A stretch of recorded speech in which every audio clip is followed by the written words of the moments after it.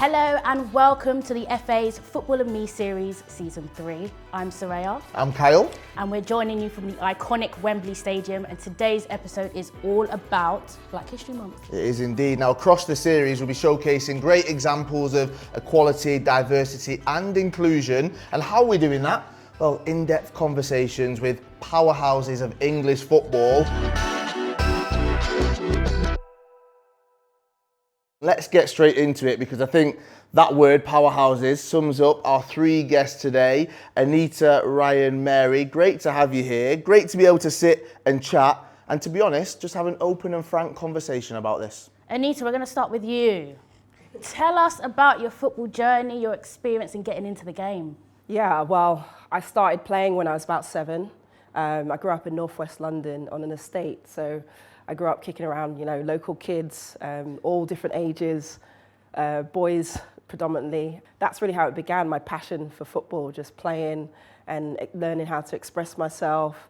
And I got so much joy and enjoyment from it that it led me to Arsenal when I was 14. And from then on, the doors just opened. Ryan, what about you? Similar journey? Similar, yeah, very similar journey. I used to play on the estates. My dad's family lived in Peckham, and I used to live with my mum in Rotherhithe. I was born in Southwark. So yeah, state football through and through. And later on in my youth, I moved to Kent with my mum and her side of the family. 1,000 times more pitches and access to even more football, and signed to Gillingham, and eventually made my way from Gillingham to Chelsea.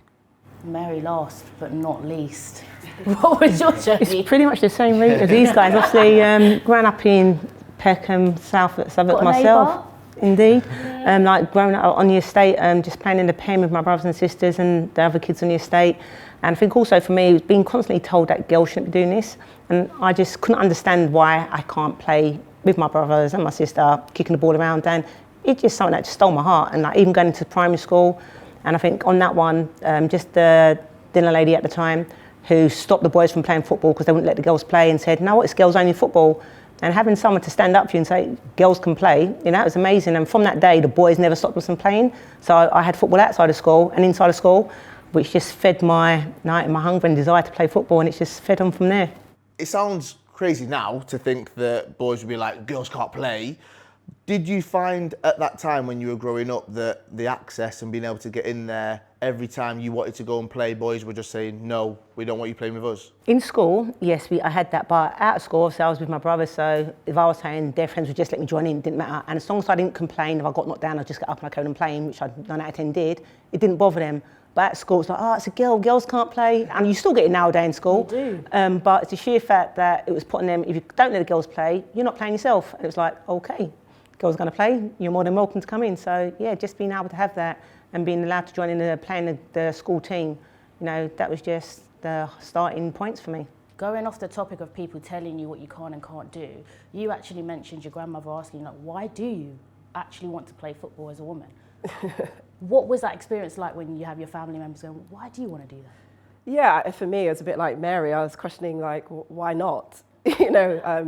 It didn't seem abnormal to me. It seemed like a really natural thing to do. But I understood it much later, I guess, as I was growing up, because, my grandmother lived in Ghana. She grew up in a different culture, a different generation.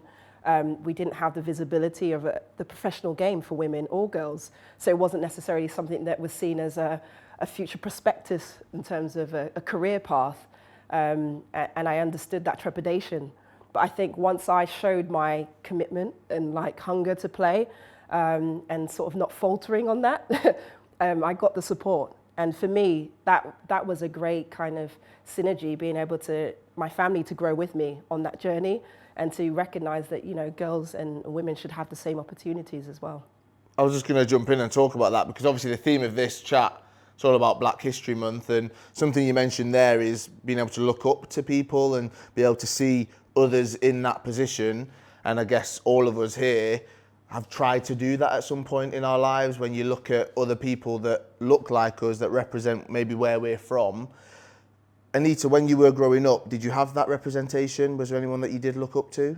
Not in football specifically, because like I said, I couldn't watch it on TV. I couldn't just flip on a channel and watch a cup final or whatever. It was only actually until I met physically a female footballer, and that was Rachel Yankee the first time. She coached me in a small session locally. That I was like, wow, women's football exists. Like, there's a whole England team, there's a whole Arsenal team. Like, it was just so alien to my world that I was like, I've actually got someone that I can sort of model myself off.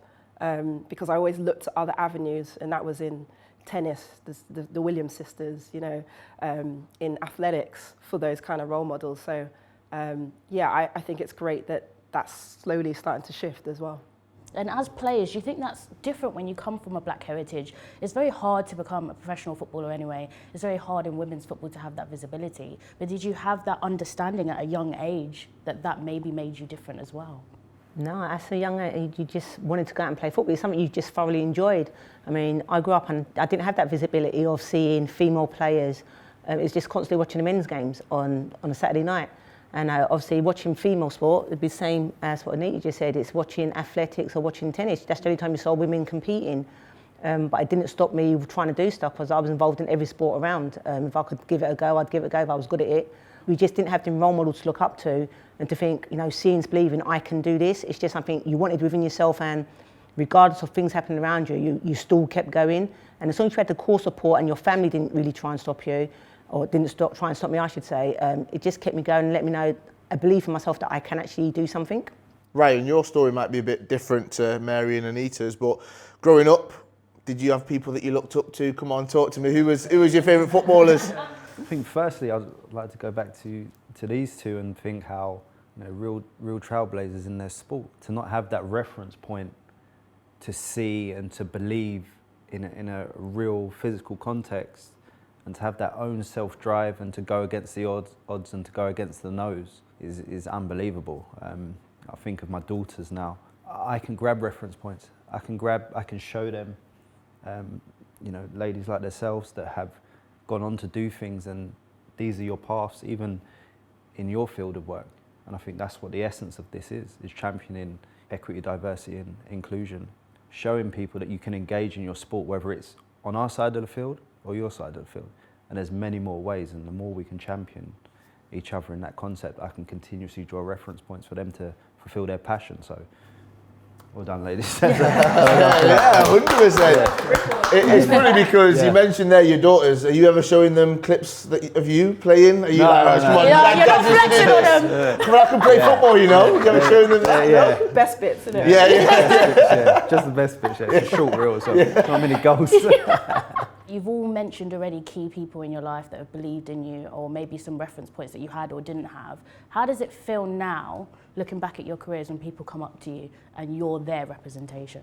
For me, it's kind of strange when people are like, oh, I remember watching you and I'm like, oh my days, I feel really old just saying that. But it's actually nice that you've actually had that effect on people, because you don't actually realise when you're in the game and you're actually doing your thing that people are looking at you, people are thinking, oh, well, I'd like to be like that. And for someone to actually come up and say that to you, it's like, you know, that's like heartwarming. You've actually affected one person's life on a positive, which is amazing. So to do that throughout your life and probably affected more than one, you know, that's a great way to look forward and think, you know, I've done something right. You know, going against the odds of people telling me can't do, shouldn't do, won't be able to do.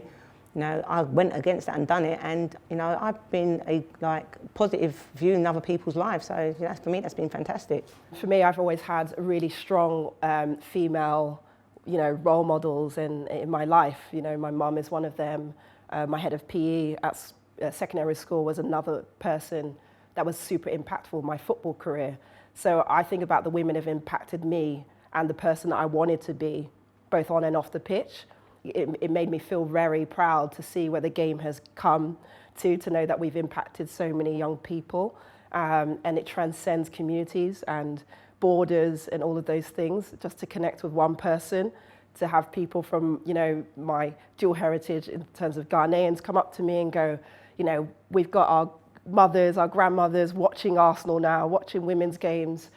That for me is what we wanted to see, is to create that change and that shift in societal perspectives about what women and girls can do as well. We've got some England icons here, so Ryan, I'm going to come to you. How would you describe your England playing days? Do you have any highlights? Every moment is amazing in an England shirt, but I think the most memorable parts are just standing and singing the national anthem. I think when you're lining up, I think that's the kind of classic shot in my mind when I was watching England as a kid. You know, you would watch the games and the cameras panning, going past all the players.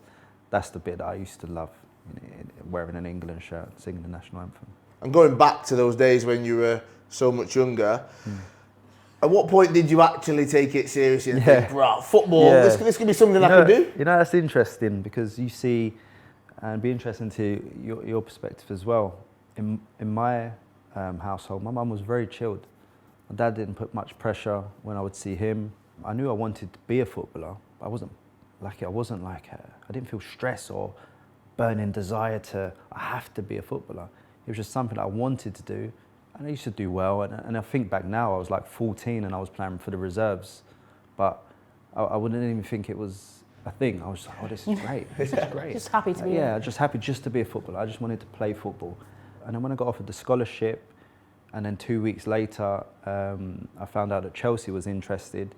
And then it was just kind of thought, you know what, I might have to really put my head down and strive for this now. So yeah, it was kind of a very relaxed approach, which can be slightly different from my understanding of other people's, where it's a high pressured, parents pressure them, they have to do X, Y, and Z, they're not allowed friends, or they have to be in at this time, and you know, they get a bit too professional too early. I think you can't lose the essence of enjoyment, and you preserve that, because later on it does become a pressurized environment, and if you're pressurized from early, you will never make it.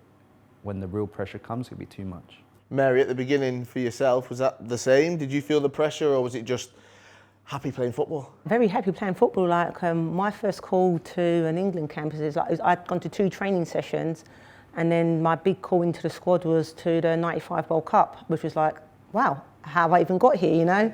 Yeah, but I'm going to a World Cup, which is amazing, because a few years prior to that, I didn't even know the women's team actually existed. You know, it was just never heard of.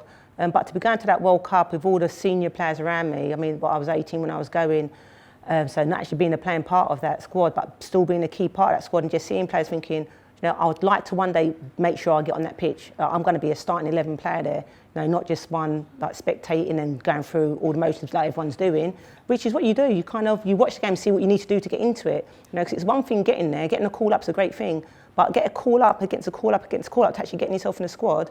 You know, that's totally different. I'm assuming it's the same for both men and women on that front. You know, getting there is one thing, staying there is something totally different. Anita, just wanted to say, I'm coming to you because I know your story so well. We've chatted so many times. I'm coming straight to you. I mean, that first call up, can you remember it, going up to England, and that feeling of all the hard work, all the fun, all the good times, the bad times, they were now starting to become worth it? Absolutely. I mean, my first call-up was against Iceland, I think 2004. And I basically was just like so excited to be there, to be surrounded by so many experienced players like Mary, Rachel Yankee, Kelly Smith, a number of them, and players I'd grown up with. It was surreal. I was like, what am I doing here? Like, this kid from Northwest London, like, was just kicking ball in cage. Like, it's bizarre. But to me, I remember going 2005 Euros, not playing a single minute, and that was my first sort of senior tournament, and being, of course, naturally a little bit disappointed, but then really feeling like I want to push on, I want to be here again, I want to experience this. So for me, 2007 was like the pinnacle, because it was the World Cup in China. It was a time where you talked about pressure. I felt like I didn't feel any pressure at all, because it was like, I'm just a young player, I want to show my best, I want to do the best for my country as well. And you don't build that scar tissue when you're young. You're fearless. You don't know what it's like to get the critique or all those things yet. So you can just go out there, express yourself, and hope to do the best you can do.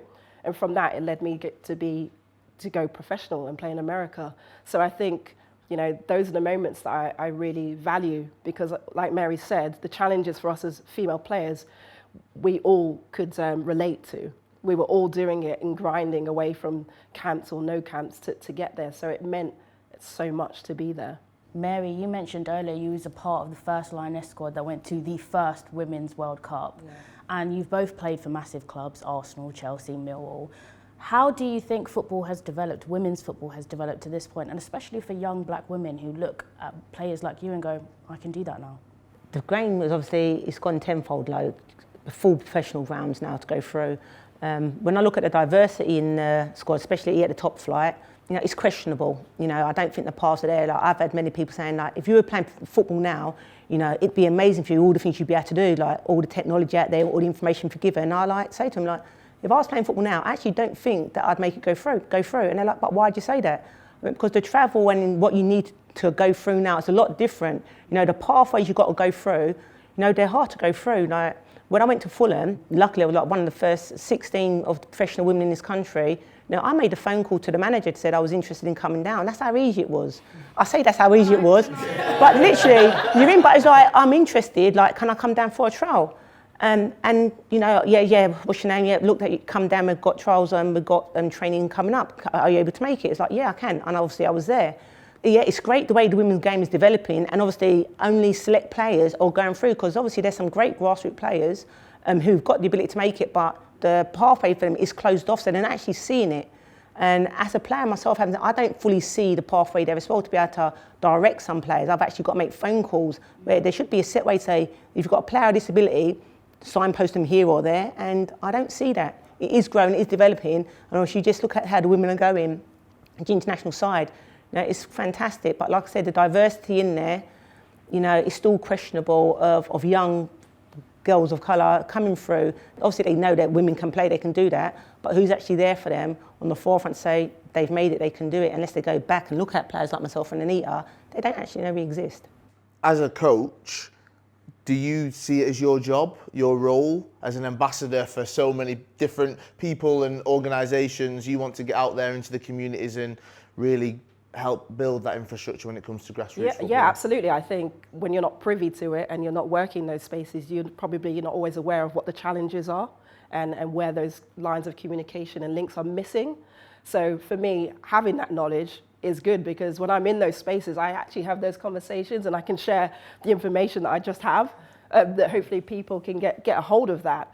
And I think it's important to have, obviously, a diverse workforce when it comes to the boardroom, when it comes to decision-making spaces, because that's where the most impact will happen, because then the money filters down, the investment comes in, and then we can start to make progress. So fundamentally, we need to have these conversations, but we need the right people and the right voices in those spaces to have them.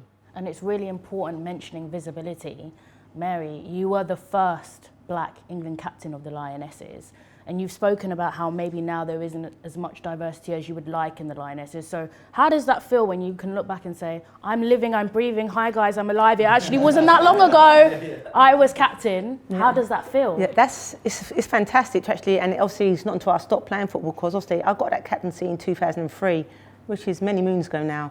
But it wasn't until 2017, many years after, that I found out that that was me, you know, and that's obviously because organisations start to look at the black heritage and what they've actually done within sports and within the country itself, that they started looking into that. So you didn't know? I didn't know. At the time you was 2017, Sky was doing Black History Month and obviously looking at football, women's football, and it come across, they were looking at their first black captain for England, and lo and behold, here she is. It's right here. But for me, that's amazing, because like that's down in history. So my grandkids look at that. It's not only, Nan played football, but gone down in history books as being the first black captain to captain England, and just to have that put on you and to know that, you know, your manager had that belief in you that you were going to be a leader out on that pitch for them, be their voice basically, and inspire the team to go through. You know, that's a fantastic drive for me. Feels like as well, you can wait for other people to tell your story, or you can go out there and actually be the trailblazers, be the powerhouses of football, and go out and tell your own story. Ryan, how important do you think that is to reclaim that narrative, to take control of your own story, what you've done, and share that with people? Massive, because I think touching on the topic we just covered about Mary discovering so late that she was, the first black England women's captain. It's head in the sand, right? It's people hiding from the frank and honest conversations of, oh my God, let's not say nothing. And then only now with the power that we have with technology and And the more the more trailblazers that these girls have inspired, and everyone's inspired to keep progressing, keep championing each other and taking their rightful stage and having a voice, are we forcing the conversation to look back and say, why was that? Or why was this? And that's the phase we're in. And it's beautiful. It's all about moving forward. It's all about creating a better tomorrow.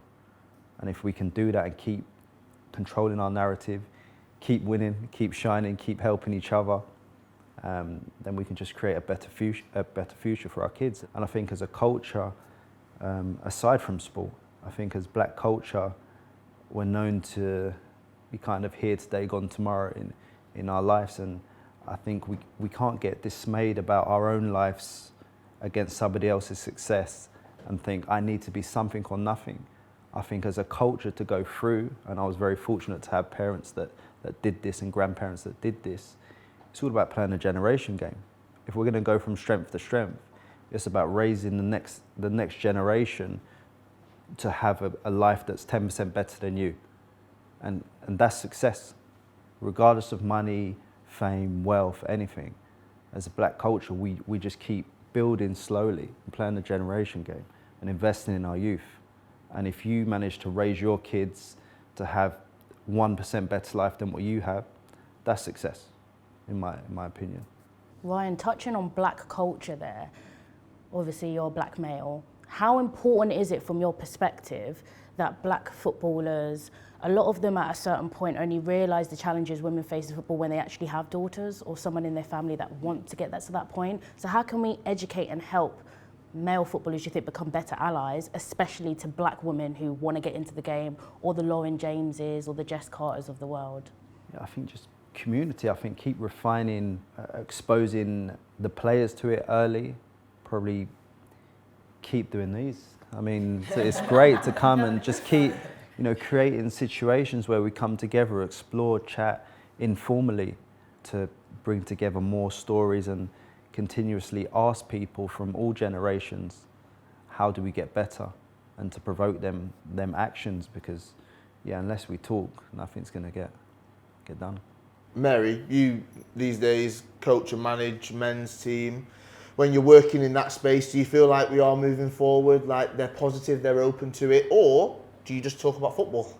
I've been coaching at Peckham Town since forever. I've been volunteering down there since early 2000, and it's always been working with the kids coming through. And then obviously when I started doing my A licence, the opportunity come up for me to work with the senior men's team, and it's a bit of a no-brainer. I need to be using these guys to make sure I get this licence and drive forward and keep using it.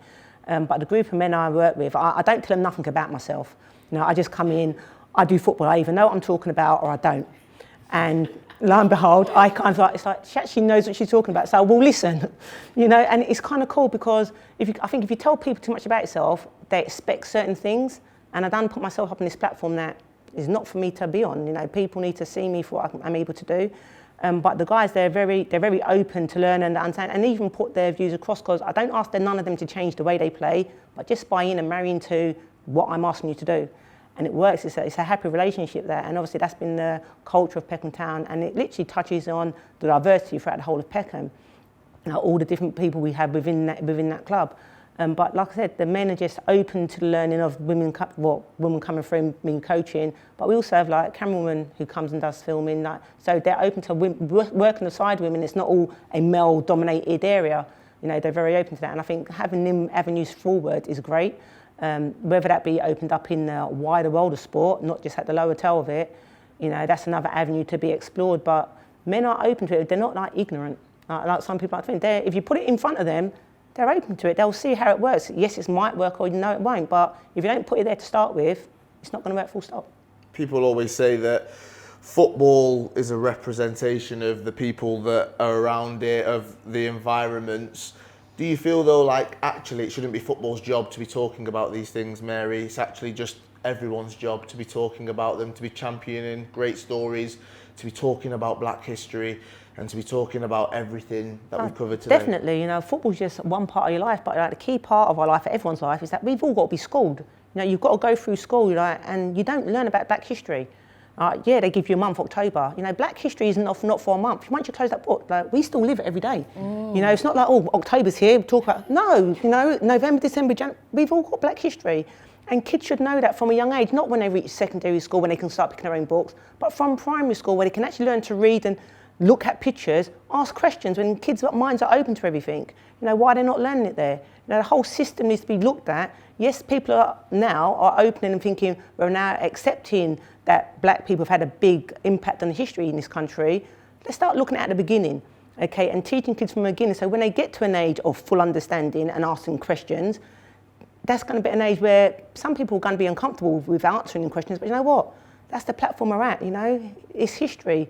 There's been uncomfortable prior to us with just Caucasian people. Now let's just go through that line of Black history and let's start answering them questions and putting it out there for everyone to see, because it's not just the Black people that want to learn about the history, you know, everyone wants to learn about it. So just put it out there for everyone to learn and understand, and don't just say it's for football to do, or it's for rugby to do, or it's for tennis to do. It's for society to do and everyone to take onus of it.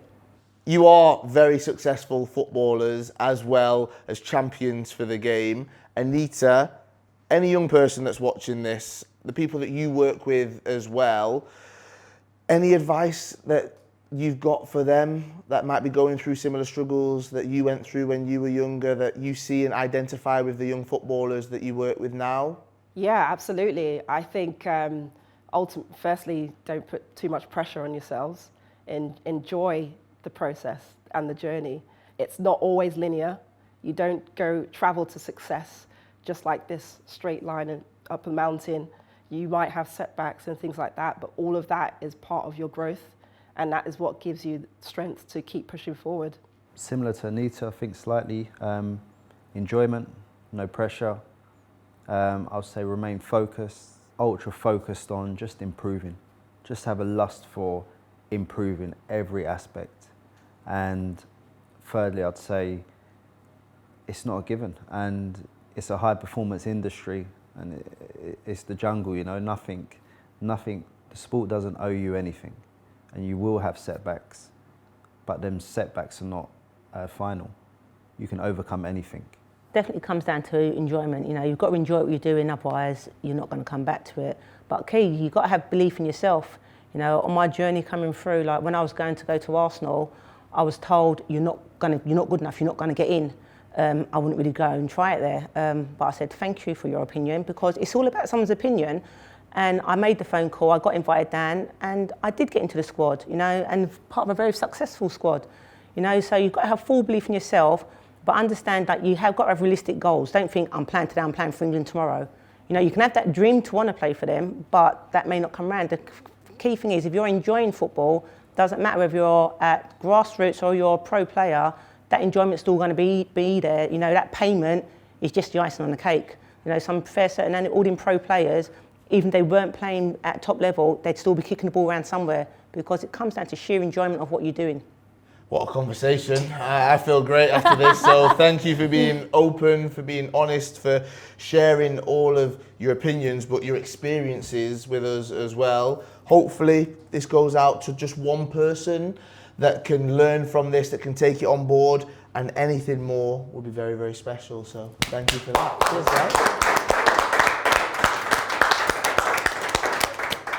Thank you for watching this episode of Football and Me. If you want to find more open, interesting conversations all around equality, diversity and inclusion, make sure you check out the channel. There'll be more episodes soon.